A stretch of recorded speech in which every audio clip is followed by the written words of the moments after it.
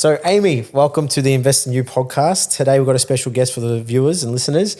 Amy's actually one of our beloved clients. Herself and her husband have come to us, I think now 3 properties we've done. Yep. So it was awesome to get you on here today, but to share your story and I think empowered people to invest out of families to help I guess create a financial backing. So I wanted to kind of like start off really telling about your story and kind of what made you go down this path of investing in property. Yeah, well, I think if we go back to the start, Frank, I'm really fortunate that with my family, we've had conversations around the dinner table about investing in finance, even though I was completely oblivious to it. Mum and Dad would be talking about potentially buying a farm, making different decisions, weighing things up, and seeing them invest through my whole childhood. So it was really, really normal, I guess, thing to do. And as a result, I just assumed the first thing I'd do once I had a job was buy a house, start investing and, setting myself up for a future, because I think in this day and age, unfortunately, a 9-to-5 job isn't enough to provide the wealth that I wanted for my family. Yeah. So when you bought that first property, how old were you? Was it on your own? Yeah, so I bought the first property on my own. I was 23, so I'd literally just finished my accounting degree. I was working full-time as an accountant in a public practice firm, but I was also working on the weekend as a swimming teacher and lifeguard, because a graduate wage back in the day, I think I was on $40,000 and it wasn't going to get me very far. So $40,000 as a graduate wage, and then you're doing swimming lessons on the side? Just to top up? Yeah. What was the borrowing capacity back then? Do you remember? I could borrow $300,000 and I bought my first house for $285,000. And where was that in? 2013. Whereabouts? What suburb you bought? I was in Geelong. Geelong? Yeah. Jeez.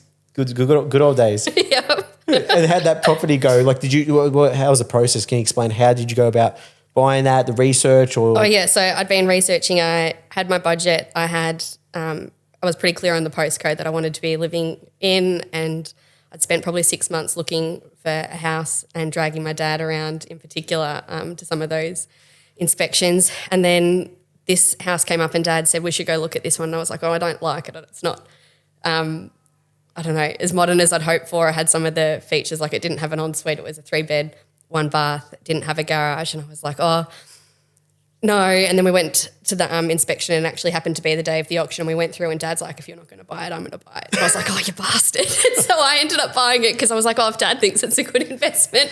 It becomes that like competitive as well. It's like, oh, yeah, you're going to buy it. I'm going to buy it. Yeah. So ended up getting passed in an auction, and then we I was successful afterwards in negotiating and got the house. So investment or to live in as well? It was to live in, but I knew that I didn't want to live in it long term, just do a renovation, and say in my head it was like a 2 to 5 years that I'd be living there. And within 4 years it had doubled in value just because the time was right in Geelong. So is that when the Ford factory was starting to close down? Yeah. Yeah. And I remember there was a lot of news, people saying, oh, it's going to collapse Geelong's property market. Yeah. It just took off during that time. So you bought that property, you lived in it, then talk to me through, I guess, that journey after that. Was there more investments after that or? No, so I was very busy doing other things, and like I think that's probably one of my regrets, which maybe we can touch on later, is I was investing in myself. So I went and did a couple of post-grad qualifications. So I did my chartered accountancy, my MBA. I met my husband, Nate. We got married. We bought a block of land that we wanted to build a house on. We started a cafe. COVID happened. So there was all of these different moving parts. So there was, a period of time where I was not investing in property. Like there was a 9-year gap between this property and then my first investment purchase. Okay. Makes sense. And so you're working on improving yourself, getting, in your role, increasing your, I was increasing my earning capacity. It went up significantly, changed jobs, got married, COVID, there was just so much timing. Stuff. Yeah, absolutely. And so in 2021, we moved out of our Geelong house, that first one I purchased, and we'd moved into the house that we had built for ourselves. At that point in time, it would have, in hindsight, maybe been a good time to sell that first house. It had gone up well over 100% growth. However, it was one of those messages that people say, buy and hold. If you can afford to keep your investment property, you absolutely should. But in hindsight, that property has done absolutely nothing from 2021 up until today. Last month was the first time that this house has actually started growing again because the Geelong market it's something had been going down and then slowly picking back up. I always say the COVID time when the boom took off, 96% of regions boomed, and the ones that boomed and then started to come back down on price or reset, those markets weren't supposed to grow. So you weren't, because of COVID. Some of it was artificial. It's artificial. So like that's a cycle now. The cycle's starting to pick back up, and that's the proper cycle now that Geelong's heading in. Yeah. So, and I know that like we spoke about before when Nathan and I purchased a property at the start of this year, that maybe I should look to sell this one, but we had a look at the charts and it looked like something might be happening, and I was like, oh, for the inconvenience of it all, maybe it's worth holding and hoping for the best for the next couple of years. Don't sell. That's my of course I know your portfolio quite well, so I wouldn't sell it. With the conversations around the table with your parents, do you think that was the catalyst for you to, go down this path, or do you reckon it was like you becoming an accountant, or what do you think was the main driving force? I wouldn't say being an accountant. I think there's a huge misconception. I don't know if I'm going to get in trouble with accountants. The huge misconception that we're really good at managing our money and that we've got big plans and do great things with our funds. But I think you'd find a large portion of accountants don't actually make significant investments, or they've got a really intimate knowledge of tax planning and the legal system and how to play within the boxes of giving some business advice, but maybe not so much in the personal advice space. So I would say my biggest influence has been definitely my family. Yeah.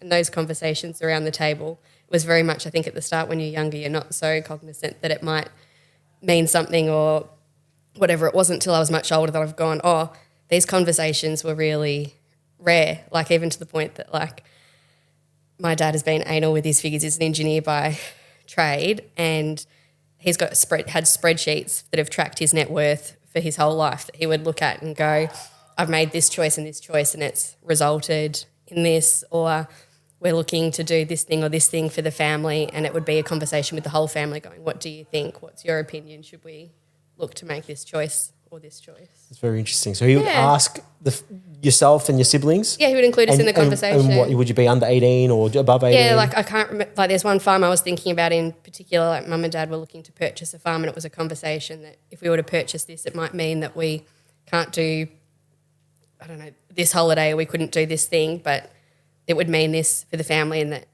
we would all be working towards something that would hopefully be there for us in the future. Yeah.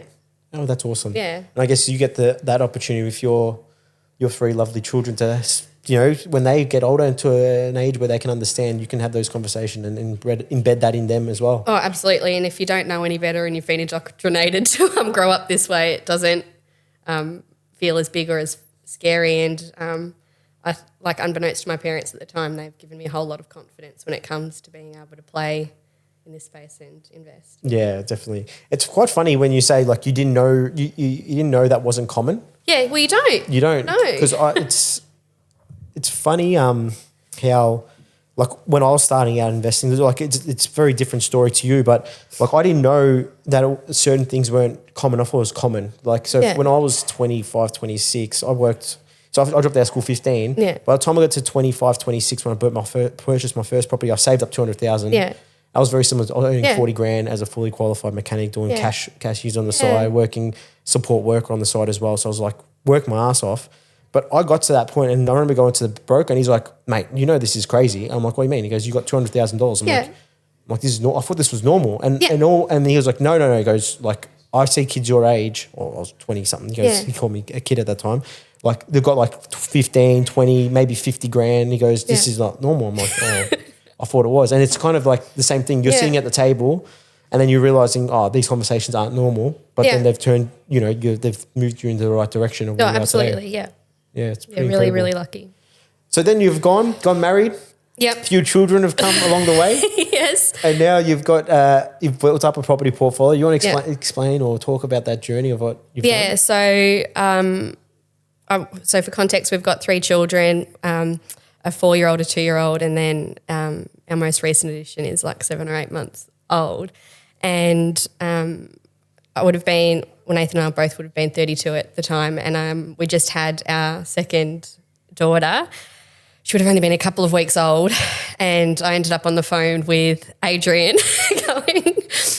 talking about the possibility of buying some houses with you guys, and then really quickly ended up on the phone to you planning a strategy call, and then with Ryan helping us purchase and source these properties. So at the time we had just sold our first business together, a cafe in Geelong, and I was busy raising a young family. My husband was working. I knew that I didn't want to be investing in the Victorian market. There'd been some changes happening with land tax and things that had given me a bit of the ick to continue building an investment portfolio within Victoria at the time.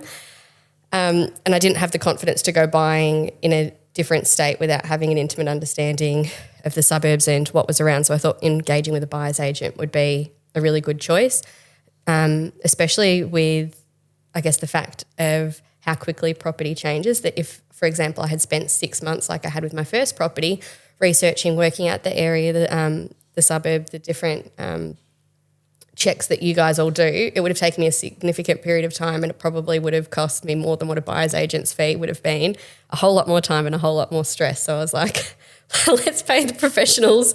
As that's how we got started with you guys.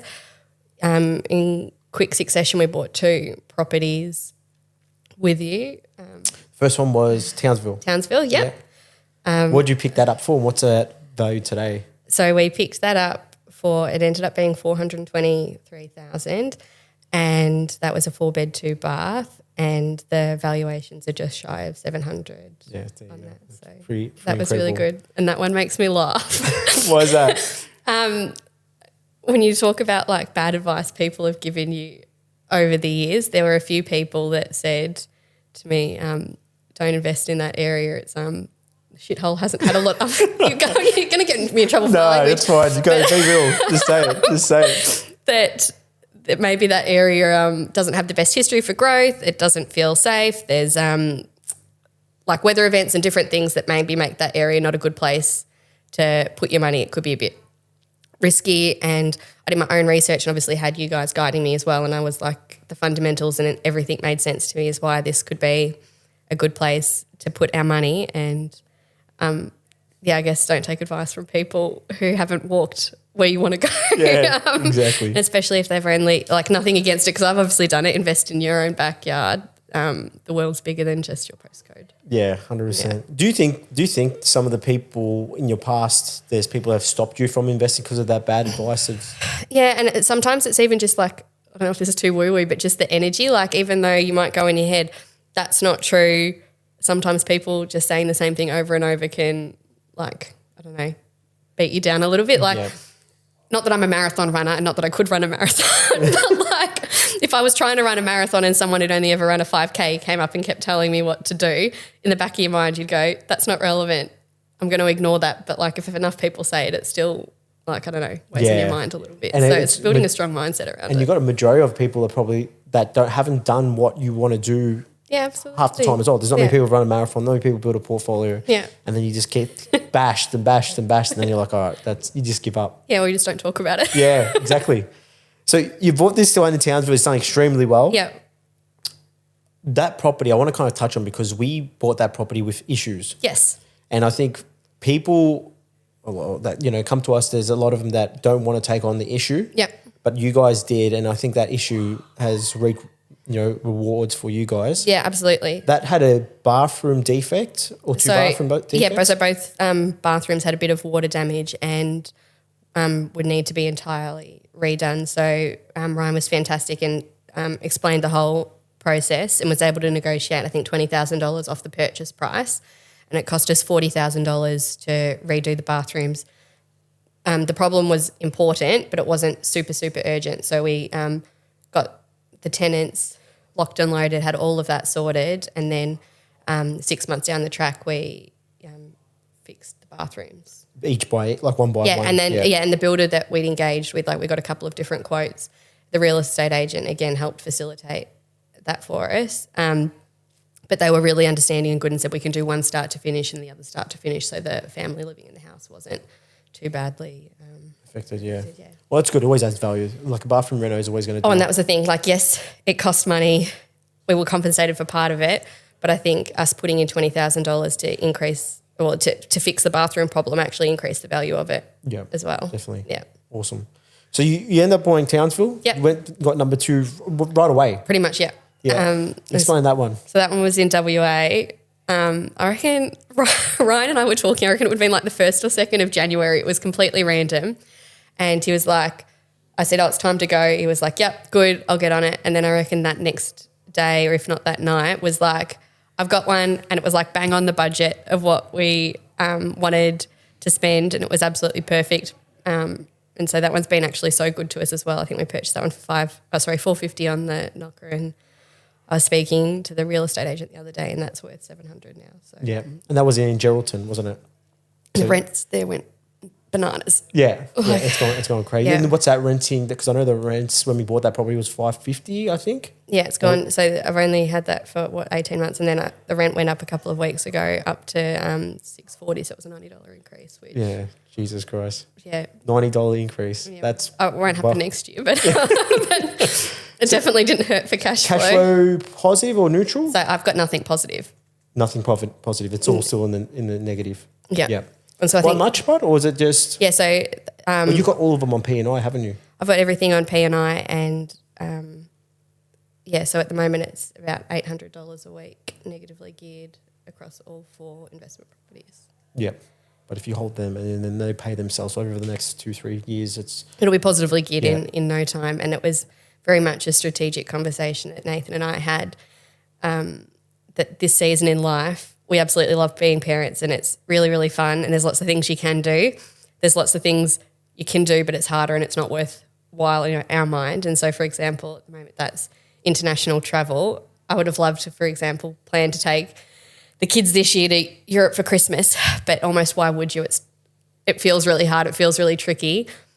For the same sort of money that you could have a couple of great holidays with, we could set ourselves up now and still enjoy today, have lots of fun doing things a little bit more locally, but fund our future selves and set ourselves up. So just sacrifice for later. Oh yeah, and it's just I was going to say it's even just the season of life and the time of life. Like three young busy kids hopping on a big flight would be hard, inconvenient. Like the trip would have to be really, really good to do 24 hours on the flight. Yeah, it'd be definitely hard, especially in economy. Kids. Yeah, I've got we just went away this year for a month. Yeah. And we had our wedding there, so it was awesome. But we had all our friends bring their kids and stuff, and there was it was pretty challenging for some people. And so kind of makes it's actually probably a good time to invest when your kids are younger, I think, because you can't go anywhere. Yeah. And you're stuck at home, and it can sometimes be tough, bring up children. But I think as well, if, you sacrifice that time by investing, and then when they get a little bit older, you can kind of enjoy the fruits of your hard work. Absolutely, and that's the thing now that we will continue to invest. But if we did nothing now, we would be like work optional by the time that we're 40. If we wanted to work, we could, but if we don't want to, we wouldn't have to, just because we've done the hard things early. Yeah. Well, you've done extremely well. You've got two banging properties, both close to 700 grand, or one at 700 grand. Then we went again. There was one more left in the tank. Yeah, and so that was about a year later in Tasmania. Yep.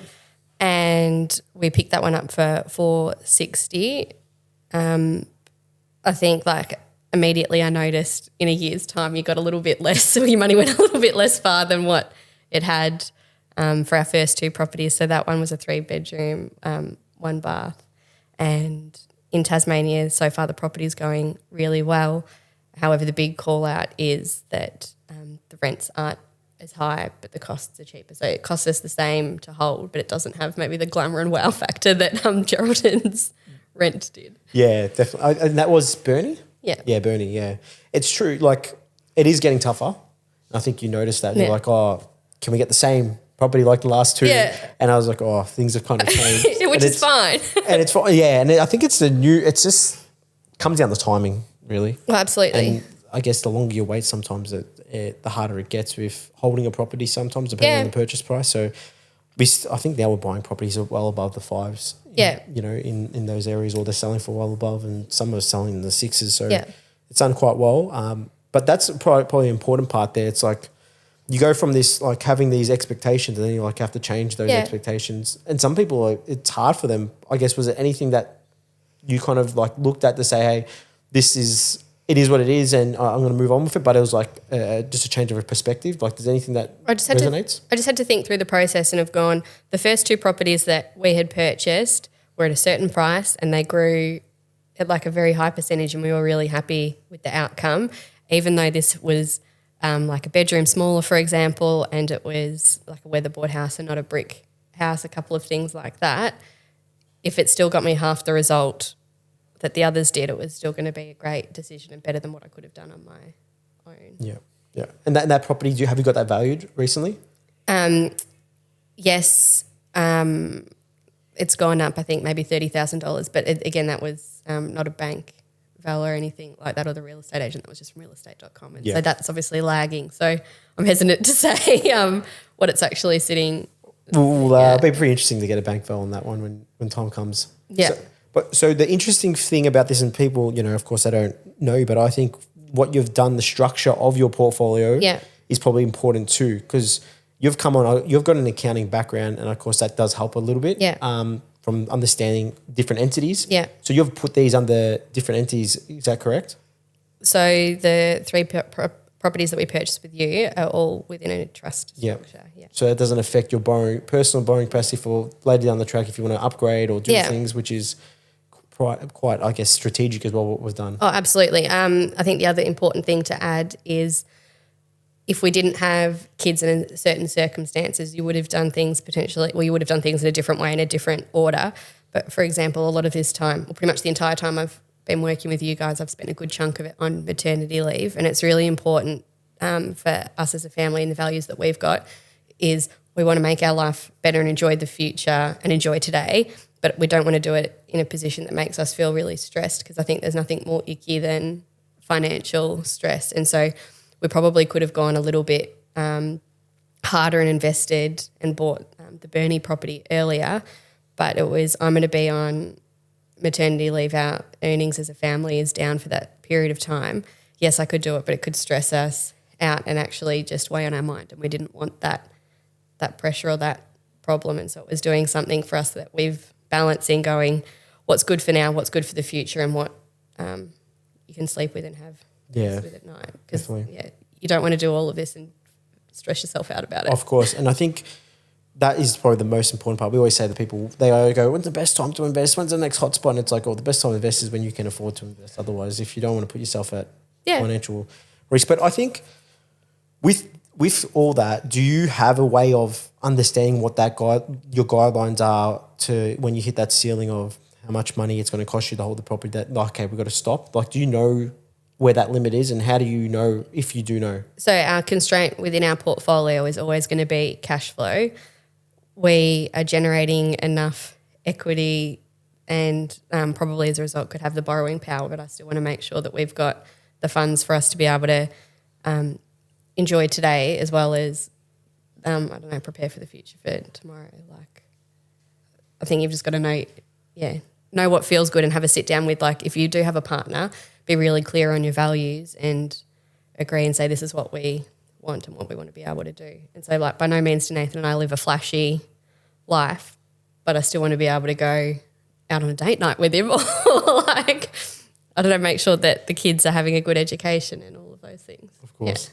And was there any, I guess, combative discussions when it came to investing, like from you and Nathan? Because of course there's always two people have two different views. Was there anything that you guys had to overcome, or a conversation that was, that kind of sparked? Yeah, I think his upbringing was a bit different in terms of the conversations that they had around money at the dinner table, and it was very much us sitting down going, I'm bringing my story with my family, you're bringing your story with your family. We're making our own family now. What do we want? What's important to us? Like, how do we want to educate the children? Where do we want to live? What type of holidays do we want to have in the future? Mapping it all out and going, what do we, I guess, value, love and appreciate, and what's the stuff that we couldn't care less about and we're not going to spend or focus our time and energy on? And once we got to that point, we worked out how much money we would need and the types of investments we wanted to make to be able to get ourselves to our, I guess, end state or goal vision. Yeah. Awesome. And so once we agreed on that, Frank, there actually hasn't been too many conversations because I'm in the really fortunate position that Nathan just lets me run with it. And not that he's got blind faith, but he fully trusts me. And then obviously the team I engage with, we've got a great accountant and great broker as well, that between us all, we're making good decisions. And Nathan's informed and I'll keep him up to date and tell him how things are going. But he doesn't want to know that the air conditioner needs to be repaired or that we're setting the price for the next, lease or something like that. He just doesn't want to trust you. Yeah, just go do it. Just go do it. He goes, as long as we're on the same page and the big vision, he's got trust in me, and that That's removes good. some conflict. So communication, I guess, is probably the most important part. Absolutely, yeah. And we're very clear on what we want. I probably need to take a leaf sometimes on, I told my missus, she finds out after, she goes, why is Seb sending me, loan applications? I'm like, we're just buying a couple more properties. She goes, what? When you told me? I'm like, I forgot. So that gets me in a bit of trouble sometimes. That's good. Nathan just complains going, you've got so much stuff for me to sign every time we refinance. We've got to sign all these forms or whatever. He just hates it. So you've come down to this path, and I think to get to where you guys are, do you have any like tips or things that helped you kind of like with budgeting or tracking things to Yeah, absolutely. I've been tracking things for a long, long time. Like, it's probably a bit embarrassing, but Dad taught me how to reconcile my first bank account at like 12 or 13 years old. He had me my own QuickBooks. So I've been very intimate in terms of tracking and understanding where our money goes, but I try and keep it really high level and simple now. I don't want it to be something so burdensome. So like every 3 to 6 months, or if something changes, I work out what I call like my weekly living number. And so for us, that incorporates all of our personal expenses, our bills, but also the what it would cost us to make the investments that we want to be making. And so I just know that that's our golden number that we need to be making sure that we've got, and run with that. Because I think if you sometimes get down and look at every single receipt, every single bill, like obviously there's a time and a place for that, but we don't need to do that so much in the way that we manage. Would you say that's massive help on your portfolio or your trajectory of where you've headed? Yeah, absolutely. And just knowing that number just makes everything easy for us when it comes to managing our finances. Yeah. And I guess like for the general public, it's perhaps making sure that investing isn't optional. Like for us, investing is the same as paying your rego. That's just something we do. That bill's there and we always pay for it. Just as if if you've got your savings, your investments, it's something that you've got to pay. Yeah. Because if you don't do it, it's easy enough to negotiate with your own mind probably to skip it this week. We don't need to. It happens. Save. Or some people don't even want to go down the path because they're like, it's expensive to hold a property now, or it's like $5,000, $10,000 to hold, and that's fine. And then they'll go spend money on other things. And I think it's just you got to pick your poison to some degree as well, but do it in the right way. And I think it's like the perception as well that people go, like for you, they go, was it 6 or 8? What have you got now? 8 now. 8 properties. They go, Frank's absolutely loaded, but like Frank's carrying a lot of debt. Frank's got, my property, I'm going to say yours is negative. Yeah, it's not like you're getting paid to do this. It's costing you money at this point. And so I think sometimes there's a perception around that as well. If you tell somebody, hey, I've got these properties, you're cashed up or whatever. It's like, nah. Yeah, a lot of my mates, I was out on the weekend, they said the same thing. You're cashed up, Frank, and this and that. I'm like, look, like I've got a lot of properties, a lot of equity, but I don't get to use the cash flow. It's like I'm sacrificing my livelihood now for like future gains for my children. Yeah. And that's, I've kind of got the very similar values that I want to put my kids through good education. I want to give them a life that I didn't get to have because my parents didn't have money at all and everything was counted for. And, you had to tie up money to pay for food on the table, and mum was working 2 jobs. So you don't want to go down that path. And this is one way to help, avoid that. So, but I think the budgeting side of things, people will probably listen and be like, it's easy for you, Amy, you're an accountant. Yeah. But I think you learned it from your father at a very young age before you're even an accountant. Yeah. It's just a simple sheet that just shows you what's coming in, what's going out, and going, okay, I'm spending well over my means, or I'm spending Yeah, absolutely. And at accounting school, at university, you don't learn how to manage your own finances. You don't necessarily learn how to invest. You learn how to read the tax law, how to interpret it, and then I guess take action from there. Save money on tax. Save money, yeah. This has been like a conscious choice. Yes, I've had influence and support from my family, but it's also something I genuinely am curious about and have interest in. I listen to podcasts, I read books, I do different things because to me this is something that's, even though it's good for the family, I actually enjoy it and find it a bit fun. Yeah, definitely. I get, and some people don't, and I think it's like and that's discipline. okay though. But it is okay, and I think, but there's a lot of things I don't want to do, but you just do it. Yeah. Like I don't want to work out most days. I don't want to wake up early most days. Today I woke up at 5:50 and I was like, oh, you want to sleep in. Yeah. But you do it because you have to do it because there's a responsibility. And I think if people can just tap into those things, like read maybe a finance book once a year, like you start there, or understand a bit more about property or investing. I think it just helps, even though you don't want to do it or you're not interested. I think it helps. Yeah, and it might be a bit harsh, but if you want to live an ordinary life, you do ordinary people things. If you want to live an extraordinary life or have different opportunities and live different to maybe how you were brought up, you need to make different choices. Yeah, and definitely. You've made that choice. Definitely. I'm making, my version of that choice. Of course, definitely. So what is the end goal? What's the goal? Amy and Nathan's plan, what they're going to achieve with their portfolio and where they want to try and end up. So firstly, Nathan and I want to open a cafe again next year now that we've got the family. We're hoping to get back into that. So that's something that we feel really like it gives us good community connection. We have lots of fun being able to do that, and it's going to provide good balance in our family in the sense that we're not tied to necessarily a 9-to-5 job, so we can be present and more available for our kids. And so that's like, I don't know, a community play, but not necessarily going to be driving us the biggest income in the world. And then from an investing side, we want to continue to invest. I guess our end goal is to be able to have maybe like freedom, choice, abundance. I want to have the opportunity to spend time with the kids when they're young, go out and do anything that we might want to do with them. We want to be able to travel. We want to be able to have optionality around what we do and when we do it, and don't want to be tied to a job, tied to other stresses of life. And so we, like based on the plan and everything that we're doing, we'll be able to definitely do that before we're 40, which is exciting. And whether we continue working, if we don't work, I don't know. Yeah, you'll work that That's out. still too early to see, but yeah. You might be like your father. Dad's going to work till the day he dies.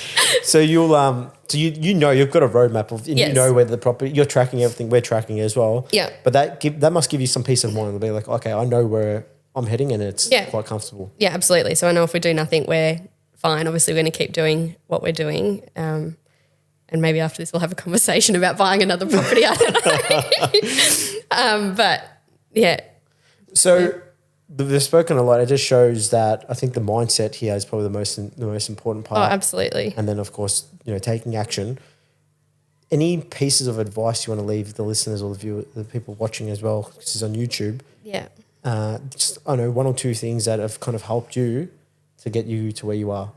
You don't have to know it all, and you don't have to do it on your own. Like for us, we've brought people along the way to make it quicker, safer, easier, being like yourselves, Matt, our brilliant broker. He's awesome. He's awesome. And Ambrose, our accountant, and David, they're great. And so that team gives us a lot of confidence that even though we are taking what some might perceive as risky decisions or actions, we've got real confidence that we're making the right choices there. And then also that we're growing with our friends and family in the same direction. So surround your people. Yeah, surround my people. Like both my brothers have bought a couple of properties with you guys. So we're all moving together that way. I've had a couple of good friends as well come in, buy investment properties. And if we're all doing the same thing on the same path, it's nice to be able to talk and connect with other people who are doing the same thing and have that community feel. Yeah. So I absolutely could have done it on my own. It would have just been slower, harder. Oh, it's like anything, really. You don't try and do anything on your own. It's always hard at the beginning. It takes a while to get good at it. Yeah. 10,000 hours is what they say. Yeah, absolutely. So that's awesome. So I guess friends, family, surround yourself with the right people and just as well have the right mindset. Yeah. Yep. And then make sure I go that my edge and my special bit that I've been given in my upbringing is exposure to all of this. It's something that I'm just going to be so conscious raising our kids that we can put some of these values in with them and that they're exposed to these decisions and these things that we're doing, because you're not going to get ahead in 2025 just working a 9-to-5 job, and it's going to be, I think, even more different in 2035, 45 with these kids when they grow up in the future. Yeah, definitely. I think that's very important. So, especially with AI and all the things going on at the moment, pretty crazy. Wild. But yeah, that's another conversation in itself. But no, awesome. I appreciate you coming on. You're so and welcome. sharing your story. We might get you back on maybe another year or two, and you've probably bought another 1 or 2 or 3. Who knows how many we've got there. And we'll go from there. Awesome. Thanks for having me.